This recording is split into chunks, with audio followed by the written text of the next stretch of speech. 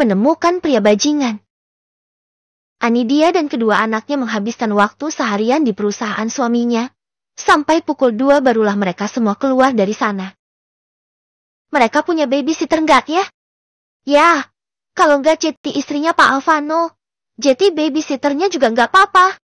Ya, aku juga mau. Pasti gajinya gede banget.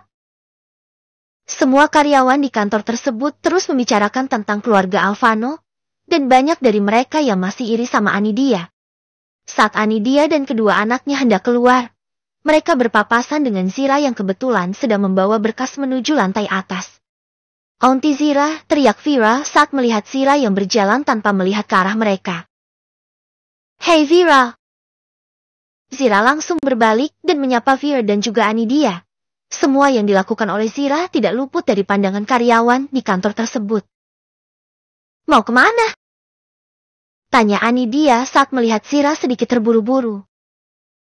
Mau nganterin berkas ini. Mereka berbicara sebentar kemudian Anidia dan suaminya segera pergi dari sana. Datanglah ke mansion Auntie. Ucap Vera saat dia sudah pergi digendong oleh dedinya. Siap sayang. Jawab Zira tersenyum.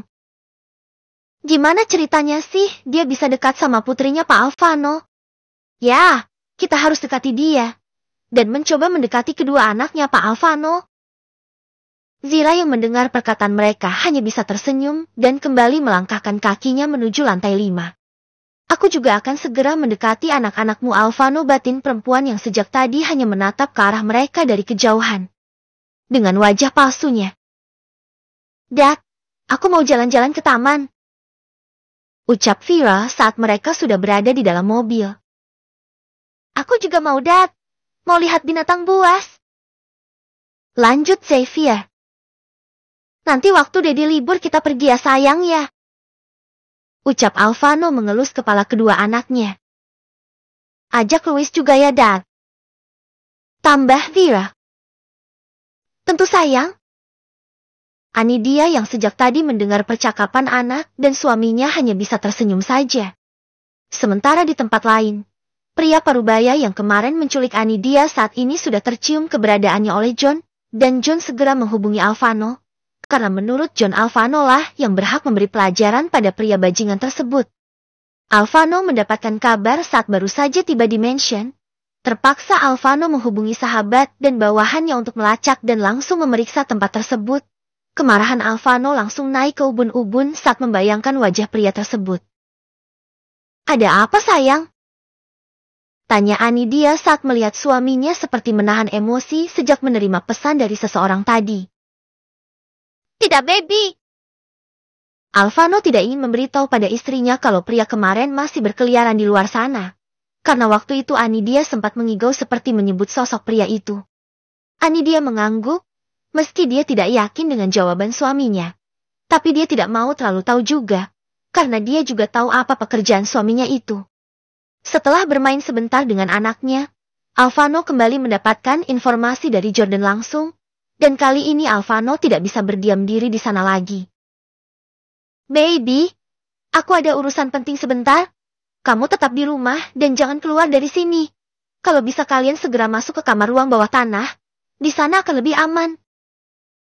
Anidia terkejut saat mendengar perkataan suaminya. Anidia tahu ini pasti masalah yang serius. Iya, kamu hati-hati di jalan. Alvano mengangguk setelah mengecup seluruh wajah istrinya. Dia berjongkok berpamitan pada kedua anaknya. Setelah itu barulah pergi dari sana dalam keadaan tergesa-gesa. Perketat penjagaan. Jangan biarkan orang luar masuk. Perintah Alvano sebelum masuk ke dalam mobilnya. Setelah kepergian suaminya, Anidia segera mengajak anak-anaknya ke ruang bawah tanah melalui kamarnya, diikuti oleh Lisa Louise dan juga Pipit. Sementara Ivy, Lisa dan Emily tetap berjaga di sana. Ada apa, Mami? Kenapa kita masuk ke sini? Ini kali pertama si kembar masuk ke ruang bawah tanah. Kita mau main sayang. Di bawah ada banyak sekali mainan yang Daddy siapkan untuk kalian bermain. Memang sudah lama Alvano membeli mainan untuk kedua anaknya. Takut sewaktu-waktu kalau dalam keadaan darurat seperti ini mereka tidak bosan. Benar saja. Saat sudah turun mereka langsung disambut oleh ruangan yang dipenuhi dengan mainan yang masih baru. Sementara di tempat lain, Alvano masih dalam perjalanan menuju lokasi yang dikirim oleh Paman John tadi. Jordan dan yang lainnya sudah berada di sana dan mengepung tempat tersebut. Tapi mereka belum mendapatkan perintah apapun dari Alvano. Sedangkan di dalam sana, pria parubaya itu sedang sibuk dengan wanita cantik yang baru saja tiba di vilanya. Karena kesepian dia menyuruh bawahannya untuk mencarikan perempuan muda untuk menemaninya. Jordan mendapatkan telepon dari sahabatnya. Kalian lakukan sekarang juga. Jangan sampai dia lolos, ucap Alvano di seberang sana. Dia sudah tidak sabar melihat bagaimana wajah pria yang sudah menculik dan menampar wajah istrinya. Sesuai permintaan mereka semua langsung memasukkan peluru ke dalam pistol yang mereka bawa.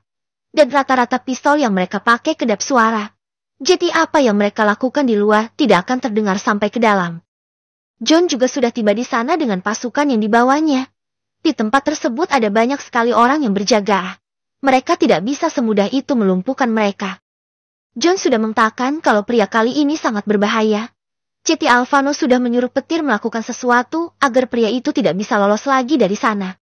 Jangan ada yang membuka penutup hidung kalian, teriak petir saat dirinya melempar sesuatu ke dalam villa mewah tersebut. Tak lama mobil Alvano tiba di sana. Seluruh villa langsung heboh karena ada gas yang berhasil dilempar oleh petir tadi. Mereka yang tidak menggunakan alat bantu pernapasan langsung batuk-batuk. Sementara Alvano yang baru saja tiba langsung naik ke atas mencari di mana keberadaan kamarnya pria tua bangka tersebut. Sementara di mansion, dia terus saja menatap ke arah ponselnya. Dia sangat khawatir saat mengingat keadaan suaminya. Ada apa? Tanya Lisa yang ikut panik saat melihat wajah khawatir sahabatnya itu. Aku juga nggak tahu pasti. Tapi kali ini pasti masalah yang Alvano hadapi sedikit rumit. Aku sangat khawatir dia kenapa-napa. Semoga saja mereka semua selamat. Aku juga sama khawatirnya sama kamu. Jordan juga sempat mengirim pesan tadi sebelum pergi. Ucap Lisa ikut khawatir. Sementara Pipit lagi sibuk bermain dengan anak-anak. Anti Pipit, kenapa Anti belum punya dede bayi? Tanya Vio tiba-tiba saat sudah duduk di pangkuannya Pipit. Dia dan Lisa yang masih bisa mendengar perkataan Vio langsung terdiam. Anti belum diberi kepercayaan mungkin? Jawab Pipit seadanya. Maksudnya? Tanya Via bingung. Sayang, mending kamu main lagi ya. Ucap dia mencoba mengalihkan topik pembicaraan. Tapi jawab dulu dong Anti. Pipit terdiam. Dia benar-benar bingung harus menjawab apa. Anti Pipit masih harus memesannya dulu. Nanti kalau udah ready baru dikirim. Jawab Pipit sambil terkekeh dan mencubit pipi Via gemes. Anti gak asik. Selalu cubit pipi Viela. Vira langsung bangun dan kembali bergabung bersama yang lain. Maafkan Vira yang selalu bertanya ceplas-ceplos. Ucap dia nggak enak. Nggak apa-apa. Lagian kalaupun aku benar-benar nggak bisa punya anak, aku sudah menganggap mereka anak-anak aku. Jawab Pipit sambil tersenyum. Makasih karena kamu selalu saja semangat. Makasih juga karena kamu sudah bertahan. Dia segera memeluk sahabatnya itu kemudian disusul oleh Lisa yang ikut memeluk kedua sahabatnya yang sama-sama sedih. Yang satu sedih karena nggak bisa memiliki anak, dan yang satu lagi sedih karena dialah penyebab utama Pipit nggak bisa hamil. Udah, jangan pada nangis, nggak enak dilihat sama anak-anak. Ucap Lisa mencoba menghibur kedua sahabatnya itu. Ke-181, memberi pelajaran. Dia sampai sekarang belum mendapatkan kabar dari suaminya. Alhasil mereka semua masih berada di ruang bawah tanah. Setelah Bianti Emily dan Elise mengantar makanan untuk mereka semua. Dia segera membawa anak-anaknya untuk tidur. Kenapa Dedi belum juga pulang, Mam?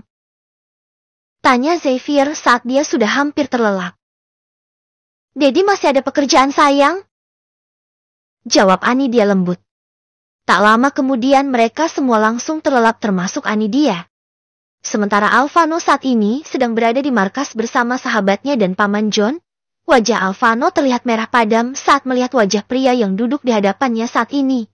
Alvano tidak bisa mengendalikan emosinya saat mengingat wajah istrinya waktu itu.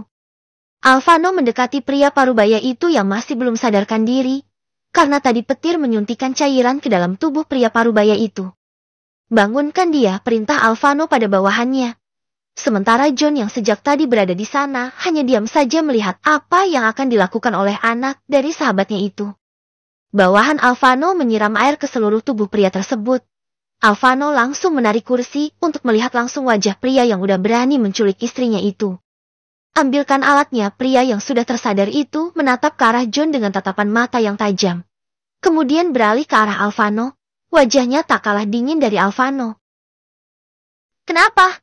Gak habis pikir kalau Alvano bisa menangkap kau secepat itu? Tanya John sambil melipat kedua tangannya. Aku sama sekali tidak terkejut. Aku sudah siap menghadapi kalian semua. Jawab pria yang seusia John itu angkuh. Berarti kau siap menerima semuanya? Lanjut John lagi. Tentu. Jawab pria itu tanpa rasa takut sedikit pun. Alvano yang sejak tadi melihat wajah angkuh pria tersebut langsung mengambil sesuatu yang dibawa oleh bawahannya. Besi panas yang udah dibakar di bagian ujungnya. Tapi wajah pria itu benar-benar tidak menunjukkan rasa takut sedikit pun. Lakukan, aku sudah menunggunya, tantang pria tersebut. Jordan, apa Richard sudah mengamankan istri bajingan ini? Tanya Alvano pada Jordan.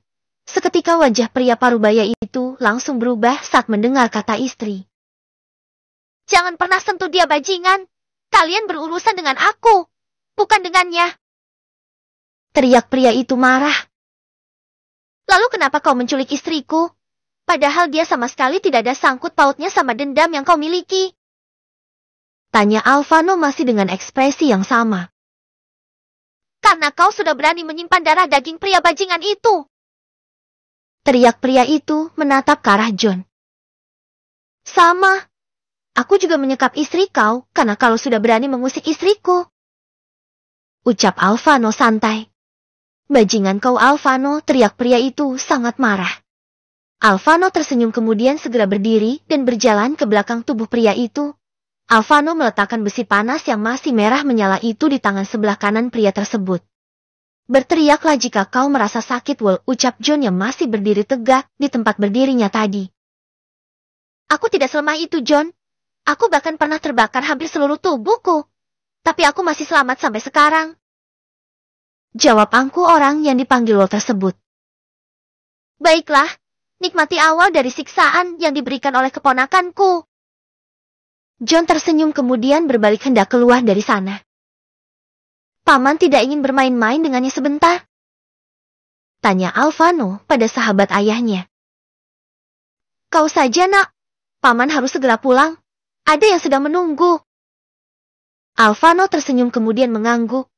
Dia juga langsung teringat istri dan anaknya yang sejak siang tadi belum dia kasih kabar sama sekali.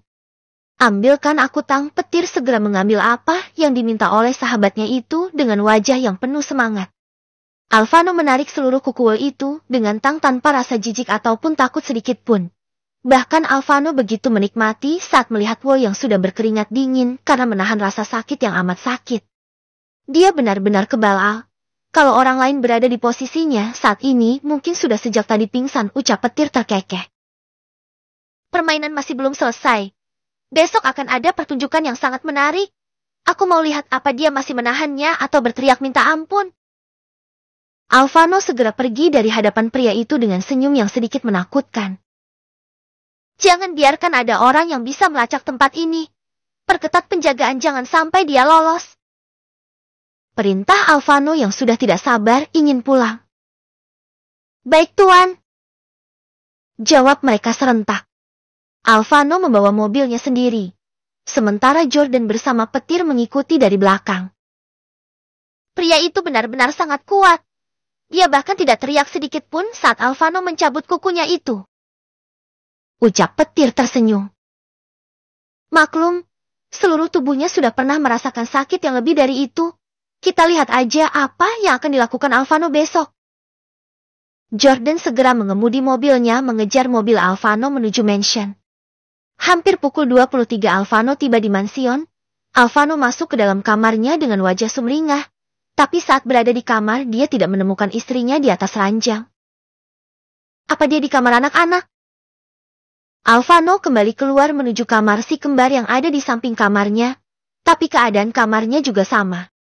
Alvano baru ingat kalau tadi dia menyuruh istrinya masuk ke ruang bawah tanah.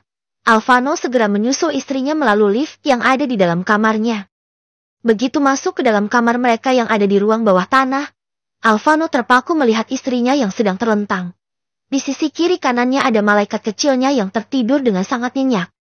Alvano mendekati ranjang kemudian memindahkan Vira ke sebelah Vir, dan Alvano segera mengambil alih tempat tidurnya Vir tadi. Cuk! Alvano mengecup bibir istrinya. Kemudian segera mengikuti istrinya masuk ke dalam mimpi. Alvano tidak mandi atau berganti pakaian, dia hanya melepaskan jas dan atasannya saja. Dia merasakan pernapasannya terganggu karena ada sesuatu yang menghalangi hidungnya. Saat membuka mata dia begitu terkejut karena melihat dada kokoh suaminya yang ditumbuhi bulu-bulu halus di sekitarnya. Ada apa, baby? Tanya Alvano yang masih memajamkan matanya. Tidak, aku pikir tadi siapa? Emang ada orang yang berani tidur dengan istriku ini? Tanya Alvano langsung melotot ke arah istrinya. Belum sih. Jawab Anidia polos. Jangan coba-coba, baby. Aku akan mengisi orang tersebut saat itu juga di depan matamu. Ancam Alvano. Sementara Anidia cuma terkekeh mendengar perkataan suaminya itu. Gak akan ada yang berani, sayang. Alvano segera memeluk erat tubuh istrinya sambil terus-terusan mencium wajah istrinya dengan gemes. Sekarang kita lanjut tidur ya. Aku ngantuk. Alvano mengguk, mereka segera menutup kembali matanya, dan sama-sama tertidur karena kelelahan.